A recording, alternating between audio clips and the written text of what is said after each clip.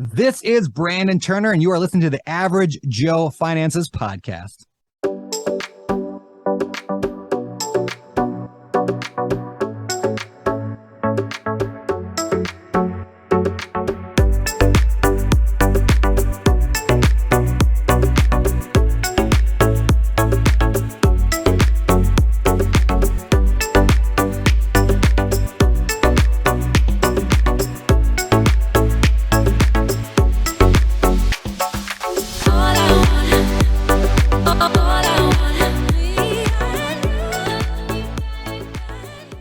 If you're watching this on YouTube, make sure you smash the like and subscribe buttons. If you're listening to our podcast, go leave us a 5-star review. All of our links can be found in the video description or show notes below. Hey, welcome back to the Average Joe Finances podcast. I'm your host, Mike Cavagioni, and today's guest is another Mike, and it's Mike Ivancie. So, Mike, super excited to have you on the show. Welcome. Hey, thanks for having me, Mike. It's been a pleasure to chat with you, and I'm excited to have a long conversation with you today. Absolutely. Hey, yeah, obviously we were chatting a little bit before I hit the record button, getting to know each other a little bit, and Mike has a pretty exciting background, so it's going to be fun to explore that today. So to actually kick things off, let's start this the same way we start every podcast episode, Mike, and if you could, share a little bit about yourself and tell us your story. Who is Mike Ivancie?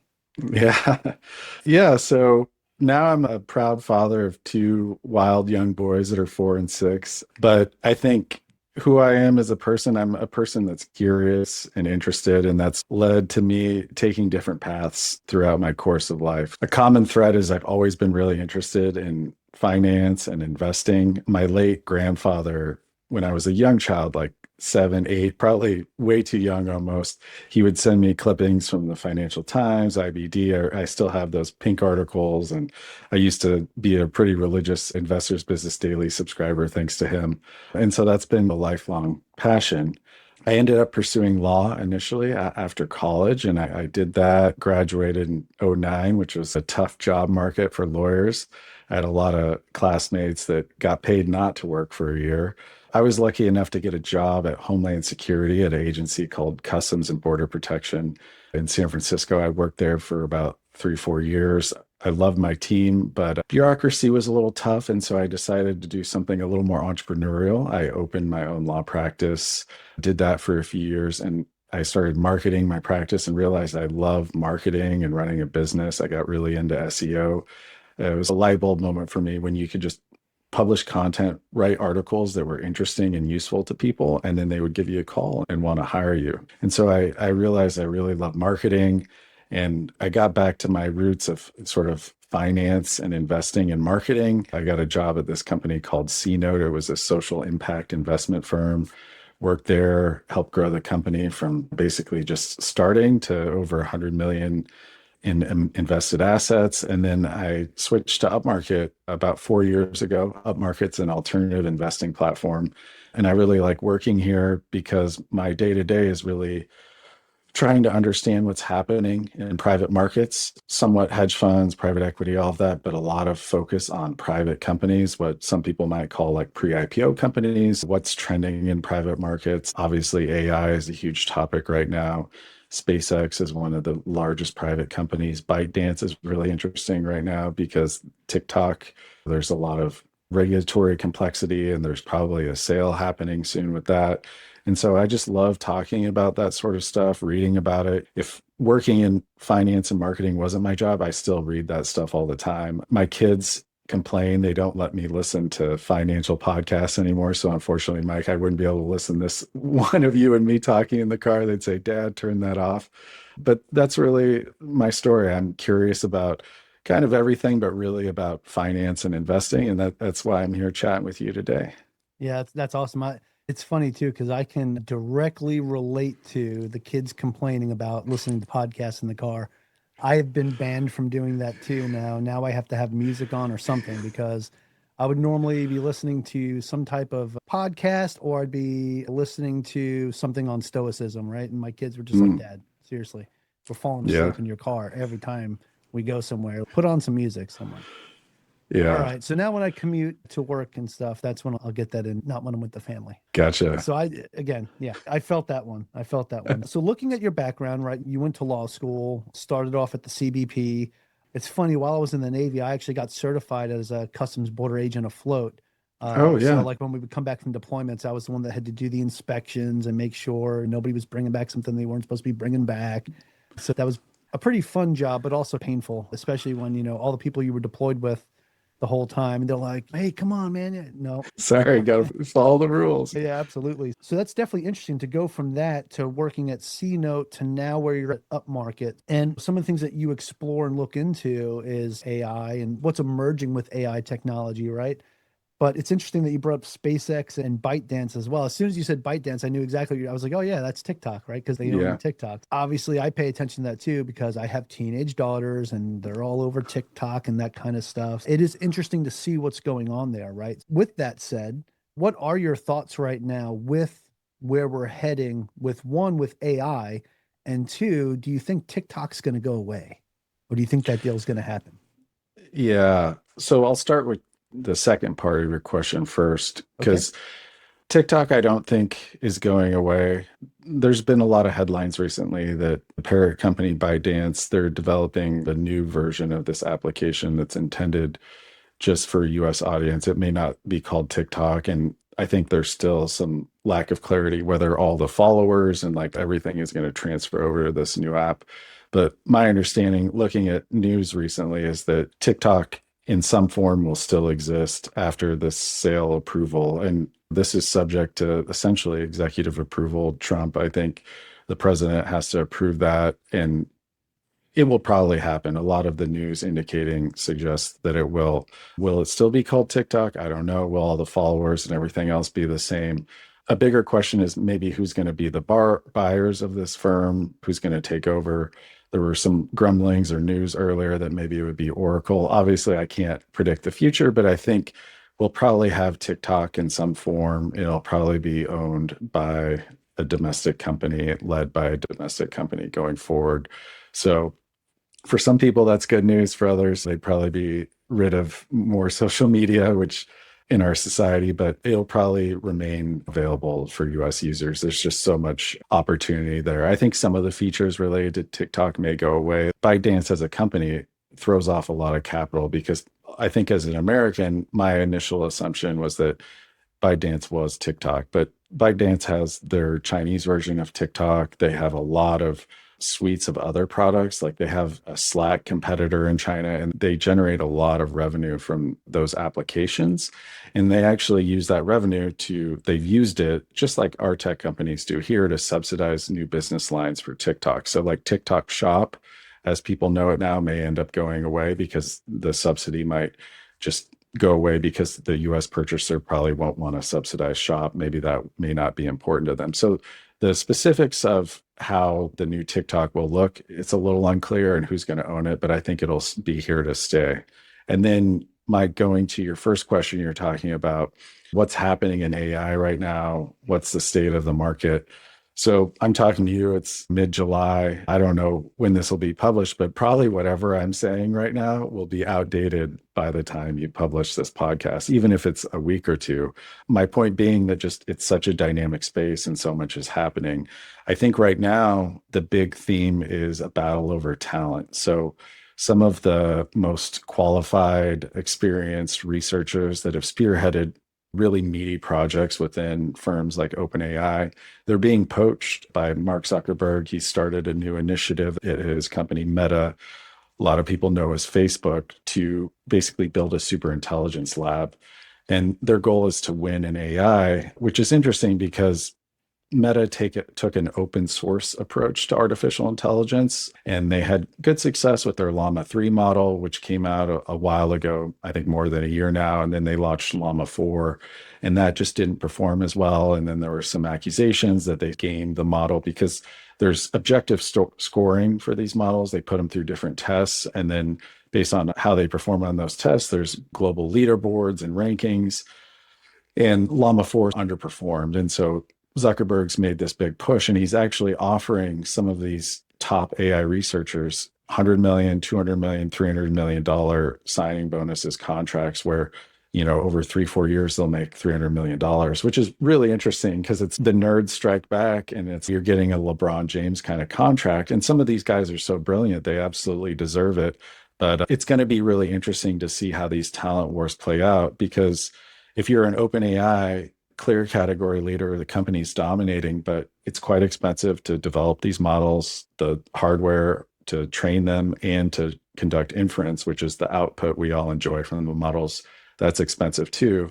And then if you have tremendous amounts of capital going towards salaries, it squeezes these companies. And I think it'll be really interesting to see how that shakes out in the competitive landscape. So that's like a quick overview. I could talk about a lot of different phases in AI, like Grok 4 just came out, XAI's newest model, and it's doing quite well, but there's so much happening and so fast. It's just fun to watch. Yeah, it is very interesting, especially now with seeing so much competition in the AI space. Everyone's trying to dip their hands into that cookie jar. So it's creating, I think, a faster turnout in that technology, right? Everyone's trying to compete to be the best, which innovation always is that way. Look at how it was when we were racing to the moon with other countries, right? So it's when you have other people that are really getting involved and trying to come out on top, it's gonna create more and more innovation, and people are gonna hire the better engineers, and they're gonna fight for that. So if you're in AI and you work in AI, good for you, because now you're in a pretty good spot. Your talents are very much needed, right? Or sought after. But I want to ask you, Mike, as far as how how this like impacts investing, what are your thoughts on that? With all the AI innovation, how is that impacting investors? Yeah, so I think I could interpret the question in two different ways. One is, how could artificial intelligence bring itself to bear on making investing decisions, which I think is one piece, and I'm happy to answer that. And I think the other question is, how are investors reacting to what's happening in artificial intelligence and allocating capital? And so I'll start there. With venture funding, there's a tremendous amount of capital flowing into these artificial intelligence labs, Anthropic, OpenAI, XAI, smaller labs like Cohere and Mistral as well. So investors are trying to get on this trend. And at Upmarket, what we do is we provide access to some of these private companies for accredited investors. There's been high demand for these companies, OpenAI, Anthropic especially.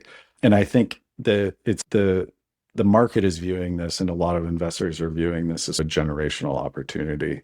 And obviously you have the other side of that, which people saying this is a bubble. This doesn't make any sense. This is the dot-com bust all over again. It's just, we're watching it play out in slow motion in front of us. Personally, as someone who uses these models a lot and has watched from when ChatGPT launched, I think in December of 22, to where these models are at now, the progress is just mind-boggling and quite impressive. And so I think that it's probably a durable trend. You see the revenues in NVIDIA just growing, just recently became a $4 trillion company, the most valuable company. They're selling the picks and shovels to this modern day gold rush of artificial intelligence. And they wouldn't be worth what they are unless these companies were buying it. And another indicator of that, which directly correlates to NVIDIA's market cap, is that all these big companies, the Mag 7 companies, so, Amazon, Apple, Meta, Microsoft, Google, they're spending billions of dollars every quarter to build out server infrastructure and to have these chips available. Google builds their own, Amazon has their own Trainium chips to compete with NVIDIA, but they're all doing this because they believe in it. And I think a lot of investors are saying these guys are all the smartest guys in the room, right? The leaders of Microsoft, the leaders of Apple and Amazon and Google. If they're investing this much in CapEx to support this AI trend, as long as that's growing, I think this trade is a green light. I think that's what a lot of investors are saying. And that seems to be the theme with the market generally. And then, Mike, going back to your first part of that question, how is artificial intelligence helping investment decision making? I think there's some sophisticated trading firms that have used some sort of machine learning or in its infancy to process news headlines very rapidly and then make trading decisions based on sentiment, based on the news. That's been happening for a long time, but those are getting more and more sophisticated. I think an interesting thing is that you can use artificial intelligence as an individual investor to really get a lot of information and get insights into what's happening in markets and what's happening with the individual company. It's really lowering the information barrier. And that's really exciting. Companies like Perplexity are trying to challenge incumbents like Bloomberg. Bloomberg has a massive moat with professional investors. In some ways, just the Bloomberg chat is like the killer feature. And that's why a lot of folks love Bloomberg. They're apples to oranges, but I still think the barrier to entry to access information and make more informed decisions is really coming down thanks to AI, which is exciting for investors.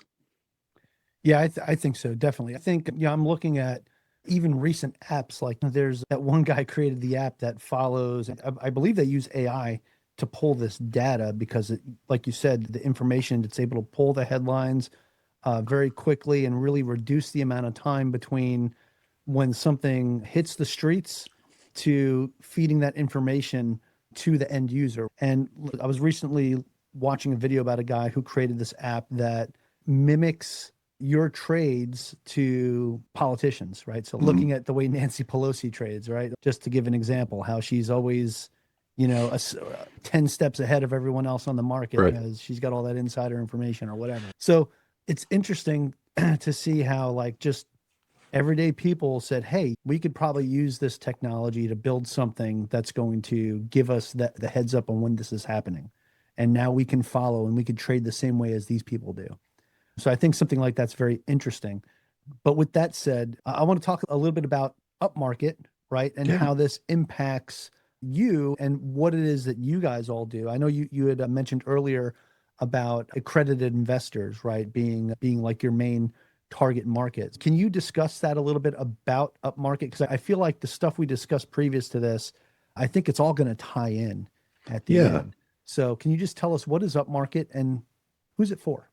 Yeah. So Upmarket is an alternative investment platform. Our main goal is to increase access and choice for investors. And so what that means is any one of us can go and open a Robinhood or E-Trade or Schwab account. We can trade a lot of different assets on those platforms, bonds, commodities. Now there's a lot of really interesting and exotic ETF products. So you can trade a lot of different asset classes, but there are some assets you just can't access really readily through public markets. And an example of that is pre-IPO companies. And so what Upmarket does is we make it easier to access companies that are private. A lot of people would use the term unicorn. So companies like SpaceX, OpenAI, Anthropic, Anduril, those sort of companies. And there's a very robust secondary market for private companies. And what that means is there's large broker dealers, there's venture funds, registered investment advisors, family offices, institutions that invest and trade these private companies. But typically they're trading a $10 million chunk, a $20 million chunk back and forth. And so what Upmarket does is we'll go source a 5 or 10 or $20 million chunk of shares. And then instead of just buying that and holding it for ourselves, we're splitting that up into 100 pieces or 20 pieces, whatever. And then individual accredited investors or otherwise qualified investors have access, so they can get in at a $50,000 minimum or $25,000 minimum or whatever it might be. It's offering dependent, but basically the idea is to provide access. And I can tell you the main reason or thesis behind this. I'll give you a sort of example. Companies are staying private much longer than they used to. So Amazon IPO'd back in like 1997. And when they IPO'd, they were below $1 billion in value. It was something like $440 million at IPO.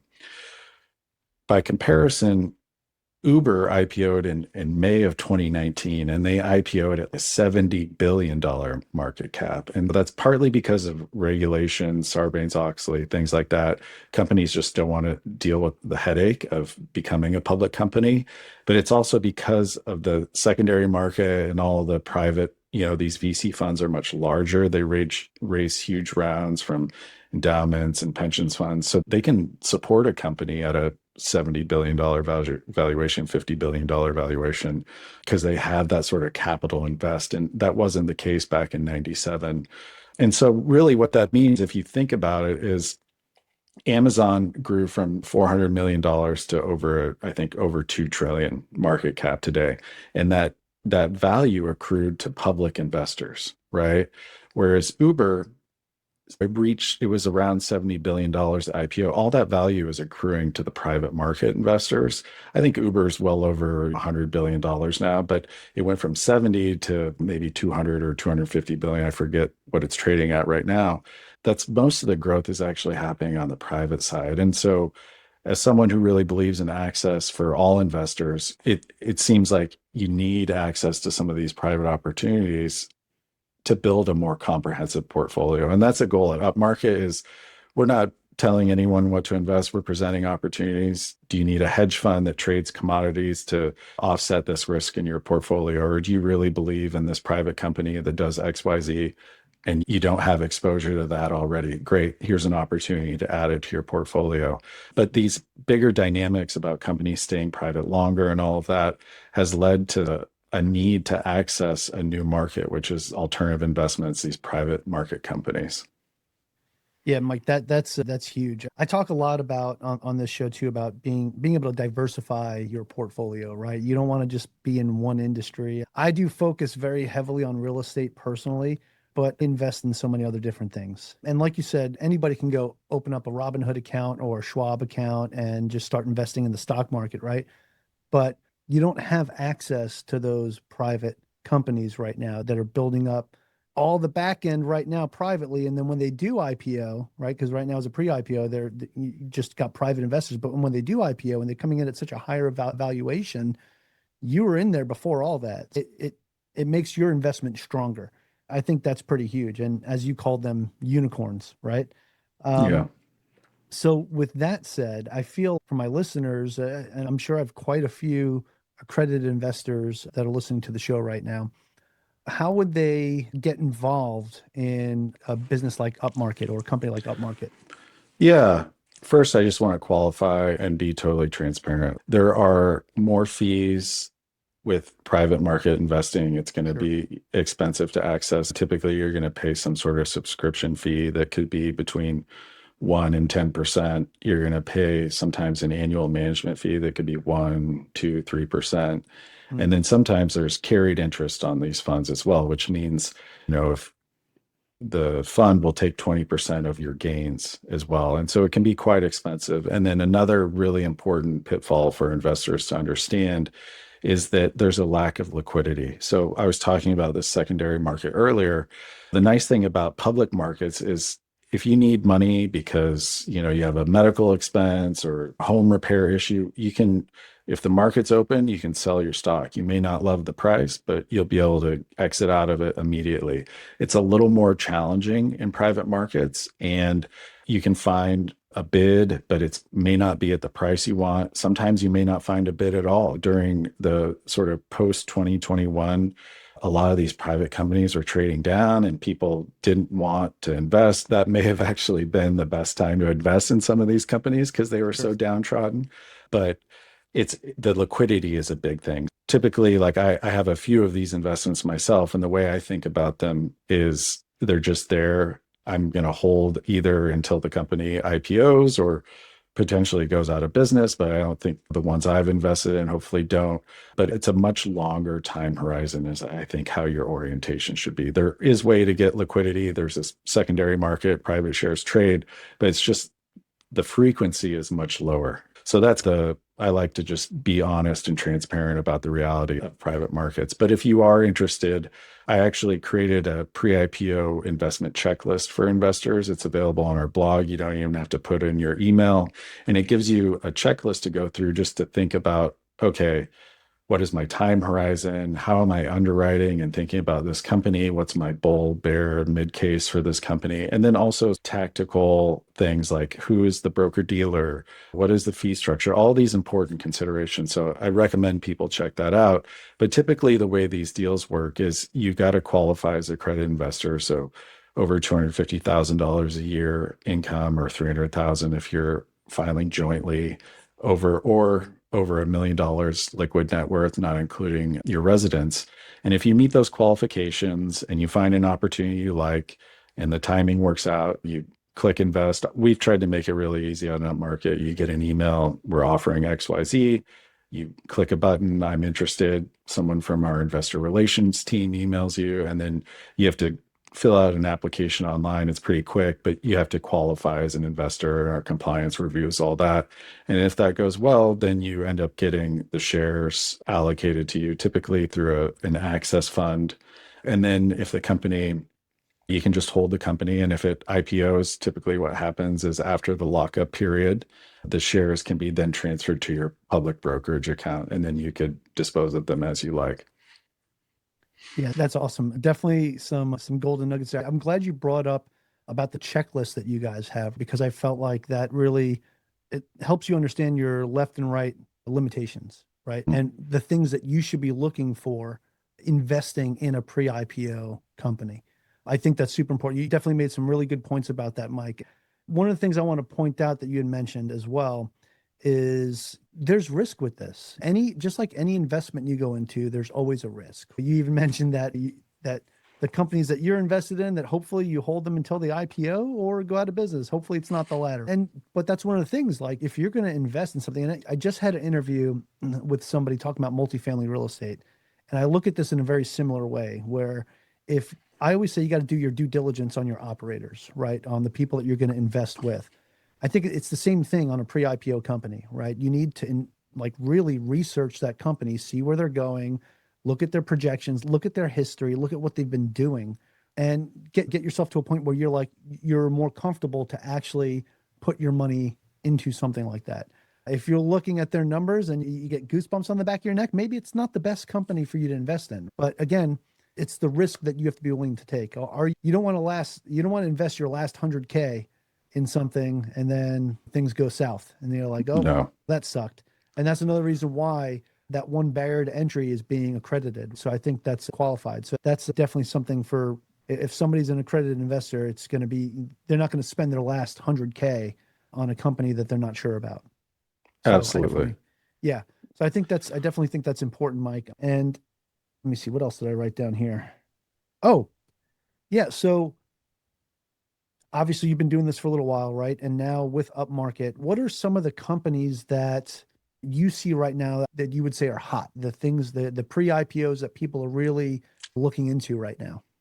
Yeah. So I'm not giving investment advice. I'm just trying to be objective here. But objectively, one of the most popular companies right now is a company called Anduril. They're a defense company. They do drone technology, anti-drone technology, submersibles. It's like a little boy's dream company. They do a lot of really interesting stuff with military related technology. CNBC releases what's called their annual disruptors list.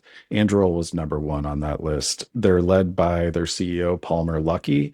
He actually created virtual reality glasses, and he sold that company to Meta for over $1 billion. He was there for a brief stint and then got the boot, and then he started Anduril. And Anduril is just such an interesting company. They just got a big contract that they adopted from Microsoft to build basically like VR headsets for military operators to give them better insights into what's happening in the field of battle.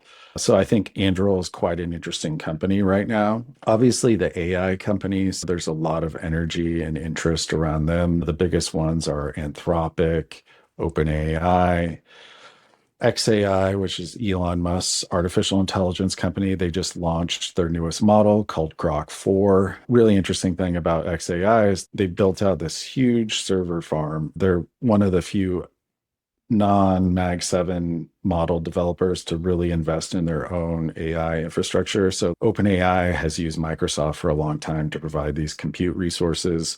Anthropic uses Amazon for a lot of their compute resources, but XAI has built out their own. Other companies that investors are interested in right now, it seems to be some of the companies that maybe are about to go public. Figma, Canva is one that folks are pretty interested in. That's a name brand for design software. Oh yeah. I use Canva a lot, even with this podcast. Yeah. Yeah. Great tools. Yeah, great tools that people are familiar with. And then SpaceX, I don't know if I mentioned that, that's the most liquid, probably private company, the most heavily traded company. They've had tremendous valuation growth over the last few years. I think they're in December of this year was like over $300 billion tender offer round. A tender round, for those that don't know, is since these companies stay private for so long, you have employees that have millions of dollars of shares, but it's hard to sell them. And so when a company does a tender round, basically they say to their employees, we'll let you sell X amount of shares, or and then the employees can sell those shares to outside investors that then can get in at that valuation, and it provides liquidity for their employees, because otherwise these companies would have much more internal pressure to go public so that their employees could sell their shares and realize some of this paper wealth. So actually, Mike, speaking of that, when a company does that, if there are already private investors in that company, do they have that opportunity to sell their shares as well, or is it just for the employees? Typically, it's just focused on employee liquidity. I think there can be instances, I think it really depend on the terms of the investment that was made, but typically it's really focused on providing employee liquidity to support retention and things like that. I think it could vary. You'd have to look on a deal by deal basis, but that's really the kind of the heart of it. The goal is to provide liquidity for employees, transfer some of that paper wealth to actualize wealth, and allow people to stay on board. Okay. Yeah, no, that's fair. That's fair. Yeah, I was curious, like if that's like if it becomes like an open market at that point for anybody that has some of the shares. So that's interesting. I think maybe your point is like, if I'm an investor in SpaceX and I've invested through a platform like Upmarket and I see this tender round that takes the valuation from 200 billion to 300 or 350, does that mean my shares are worth that now? And I think realistically, once you sell, that is truly what your shares are worth. Until you sell, you don't know what the real valuation is. But practically, once you have a tender round like that, it resets the valuation at that higher level. And then typically the secondary market will trade at or above that tender offer round. So where we are in sort of macro dynamics right now, with the stock market doing quite well outside of that sort of bump in April, is that there's a lot of investor enthusiasm, animal spirits. And so what we see is there's a primary financing round or a tender round for a company that resets the valuation higher. And then the secondary market trades at that or a little bit above, and then it creeps up over time. And then if you have a big announcement like XAI just came out with this new model, if investors get excited about that, you'll see prices creep up in the secondary market too, and the value keeps going up. Okay. Yeah. Awesome. All right. So Mike, lots of great golden nuggets here. I feel like a lot of wisdom that you've shared with us. I'd like to transition this into something I call the final round. It's where I'm going to ask you the same 4 questions I ask everybody that comes on the show. It gives us a good idea of how you are under a little bit of pressure, but nothing crazy. Great. Yeah, let's do it. All right, let's do it. Hey, Mike, the first question of the final round for you is, what's the biggest mistake that you've ever made when it comes to your finances or business life? Yeah, I think a big mistake I made early on as an investor is not appreciating the effect of long-term compounding. And so I'll give you an example. I made the mistake of getting interested in options way back in the day. And I remember it was probably 2002 or sometime around there. I think Google had IPO'd shortly thereafter. And I remember trading some options in Google around earnings, and the options were up like 1,000%. And, that it's borderline gambling. But in retrospect, if I look at that, if I had just sold, realized that gain on those options and just bought Google stock and held it for 20 some odd years, I would have done much better than just trying to like trade options and do that when I was younger. And so I think, there's a lot of psychology when it comes to investing, but the biggest thing is I think we underestimate the impact of long-term investment and compounding. And so setting aside capital in companies that you believe in and know, like people use Google for years, especially in the early stage, and it was obvious how impactful that company was and how it was displacing classified ads and all these other areas. And if you know it and you believe in it and you see it and you invest and you just hold and don't touch it, I think that's a really powerful thing. My biggest mistake, I think, as a younger investor especially, was over trading, chasing returns and not just focusing on high quality companies and holding that for the long term. So the Warren Buffett effect. Yeah, 100%. I appreciate that. And I can really relate to that too. And looking at just how Google has grown from its inception to where it's at now. And now with AI taking over, it impacts your Google searches, right? So now AI, Google even has their little thing that pops up at the top now with the AI input to your search, right? That it scrapes across the internet the same way Google does, but then it adds AI to it to really give you a better understanding of what you just looked for, which is, I think, is pretty neat. I think it's great. And Yeah. I think Google might be the long-term winner of this AI race. And it's very interesting because Google early on when ChatGPT launched and Anthropic, all these private companies were doing well. Google was behind the eight ball, so to speak, despite having all this amazing team and had really done a lot of fundamental research on AI technology. Now they're catching up and their models are much more competitive, if not state of the art. And so Google could actually be the long-term winner. And the public markets seem to think that search is going to be disrupted and that's going to destroy their cash cow. But if Google can make a smooth transition to monetizing with AI and their AI stuff really takes off, the company is a tremendous value at 17 or 18 times forward earnings. At the very least, they're at least catching up or caught up. Yeah. Because I remember too, when ChatGPT first came out and I was like, oh, who needs Google anymore now? Just go ask ChatGPT and it'll find it for you. And Google kept up. And now Google has their own AI that they're using and they're taking advantage of it, which I think is fantastic. I remember we started off with, what was it? Ask Jeeves and Yahoo. And Google just came up and said, nope, it's going to be Google. And it was amazing to see that happen. And they want to keep the crown. They want to be the king of the hills. Awesome. Okay, Mike. So the next question, these kind of tie into each other, is what is something that you've learned that you wish you knew when you first started out? I think the same idea of compounding when it comes to investing really applies to every facet of your life. And so if you're passionate about something like Mike, I think you're passionate about real estate and investing. If you continue investing in that skill and growing your knowledge and building your skill set, for me, really, it's been marketing and kind of understanding financial markets. The more you invest in that skill and focus and specialize, compounding returns. And my refrain for myself and for my children too is if you have something that you love doing and it doesn't feel like work for you and you can invest that time, it scales and it really can compound more and more. And I don't think I realized that when I was younger, that you can build these skills that just maybe a handful of other people in the world have. Maybe it's an intersection of two skill sets like finance and marketing or real estate and communication, your ability to articulate novel ideas to your audience, Mike. I think if you find an intersection of skills that's really natural to you or that you have a passion for, invest in it because the effects can be really powerful. Yeah, I absolutely love that answer because the compound interest doesn't just have to relate to investing. It can relate to every aspect of your life. So I love that. Yeah, build on those skill sets, let them compound and get stronger. Yeah, that's fantastic. Definitely awesome. All right, Mike. The next question again ties into the last one. And that is, do you have any tips or tricks that you would recommend to someone that is just getting started today? Just getting started investing on their journey? Yeah, I think help them get to the point where they'll be an accredited investor to invest with Upmarket. What would you say to somebody like that? Yeah, I think so. First thing is understand what your opportunities are, right? So if you're just getting started investing, maybe you don't have a lot of capital.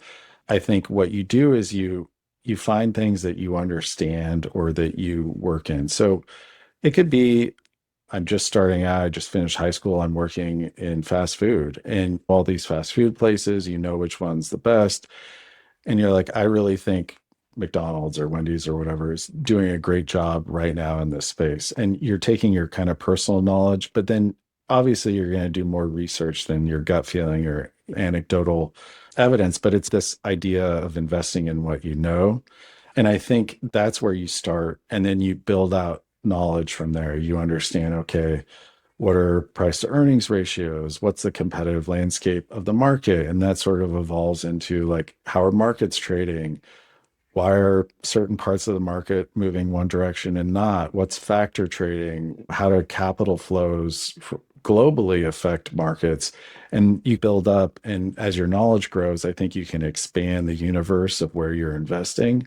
But starting with stuff that you know and understand, and then doing your research and really understanding a company before you commit to it. I think there's culturally and where we're at right now, there's such an intersection between gambling and investing, and it can be quite corrosive and toxic. I think it's better to look at investing as a long-term decision. And so focusing on things, building out your knowledge, and then making long-term investments, not short-term trades. I think that is the sort of thing that's going to help you build much more wealth over the long term. It's challenging because you'll read about people or see headlines or people online. I made X amount of money on this trade. I'm a millionaire now. Those, some of those are fake, and then a lot of those are just their noise in a very volatile space, and you're not hearing about all the people that have lost their entire portfolio trying a strategy like that. So investing for the long term and investing in things, that's my recommendation to a new investor. I love that. I love that. That's awesome. All right, Mike, the final question of the final round is a little bit different than the rest of them.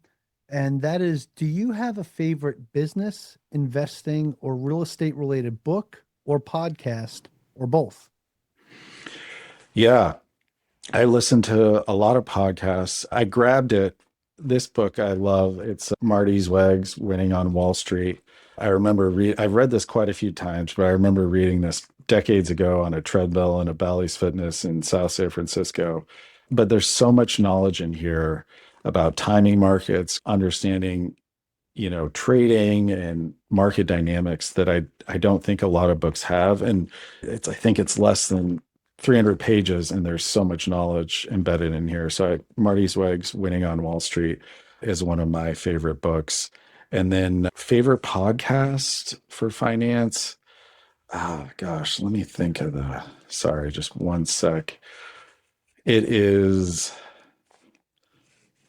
now I'm blanking on it. I love this writer. His name's Kevin Muir. Let me see what his podcast is called. He writes a blog called The Macro Tourist, but now I'm ruining your podcast, Mike. I'm sorry. Oh, no, you're fine. Is it the Market Huddle? Market Huddle. That's it. I love the Market Huddle. They have a lot of really interesting guests that focus on macroeconomic topics and a wide range of topics. And then Kevin, he's been a trader for his entire life. He brings interesting color and perspective into a lot of these trades. And I just really enjoy listening and learning from them. Okay, awesome. I appreciate that. Definitely, that's one I'm going to check out next. That's the Market Huddle. Definitely want to check that one out. So thank you for sharing that. So, Mike, that's it for the final round. You can pat yourself on the back if you made it through, but that's not the last question that I have for you. As a matter of fact, I have another question that's probably the most important question of this entire podcast. And the reason why is because as we spoke and I asked you some questions and you gave some amazing answers, you really gave us a lot of great value and golden nuggets and stuff that I think my listeners can take away from this today to figure out if maybe investing in a pre-IPO would be a good move for them.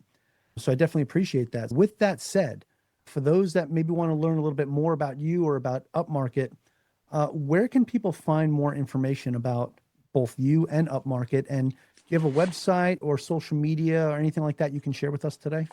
Yeah, absolutely. So our website is upmarket.co. If you Google Upmarket, you'll find us. I post educational content on our blog, and we're going to be ramping up sort of a YouTube presence, sharing clips from podcasts like this. And my focus is really on education and trying to provide resources to investors. I never want to be making recommendations or pushing one thing or another. I just want to give people tools to build wealth the way that they want to.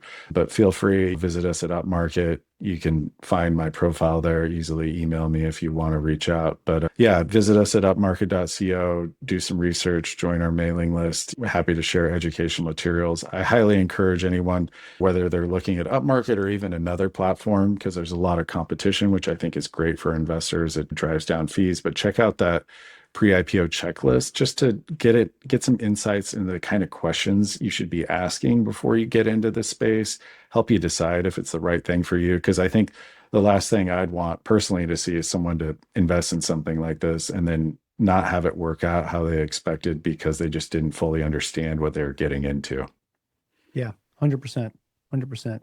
Definitely appreciate that. Mike, again, I want to thank you so much for taking the time out of your day today to have this conversation with me and to share your wisdom with our listeners. I really appreciate it. Yeah, it was really fun talking to you, Mike. Thanks for taking the time to chat with me. Yeah, likewise. And hey, I also want to thank another group of people today, and that's our listeners. I want to thank you all so much for joining me and our special guest, Mike Ivancie, on the Average Joe Finances podcast. Go leave us a 5-star review and tell us what you liked about today's episode with Mike. Aloha from Hawaii, and have a great rest of your day. Thank you for making it to the end of this episode. Greatly appreciate you being here with me today on the Average Joe Finances podcast. If you haven't done so yet, make this the episode that you go leave us a 5-star rating or subscribe to our YouTube channel. The Average Joe Finances podcast is for informational and entertainment purposes only. Have an outstanding day.